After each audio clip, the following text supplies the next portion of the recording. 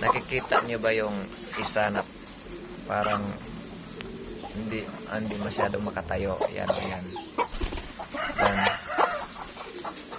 Yan na ang pinakauna naming kalapati dito. Siya yon. At kasama niya yung giant.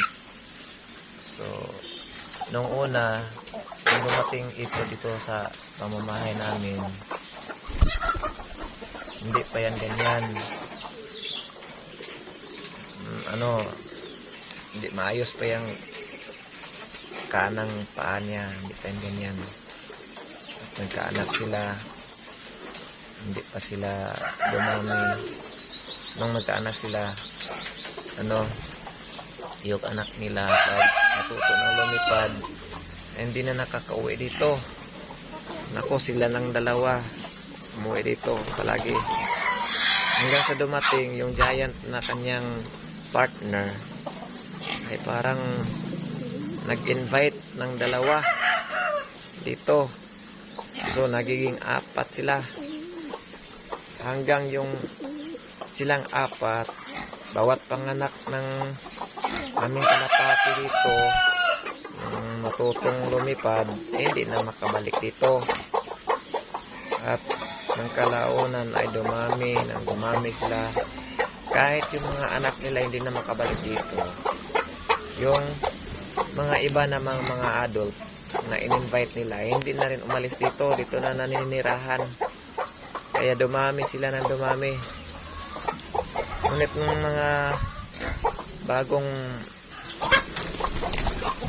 anak dito nila ay nananatili na dito, hindi na umalis.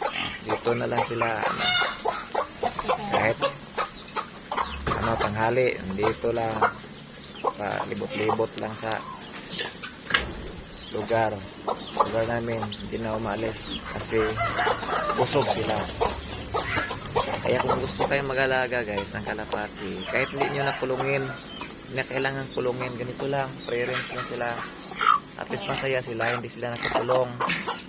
Hindi yung kinukulong dahil ayaw mong mawala sa inyo. Hindi naman aalis yung kalapati nyo pag pinapakain nyo lang, pinapainom, pinaalagaan, lalapit pa yan sa inyo. Yun, mas masaya sila tingnan guys pag free sila, malaya sila nakakalipad. Masarap tingnan.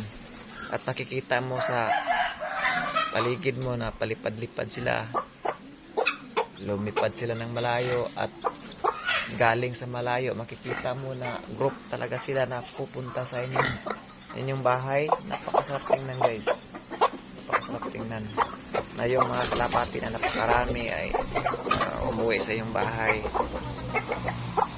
dahil alam nila may pagkain at alam nila na mabubusog sila pag pupunta sila sa bahay. Yun lang guys.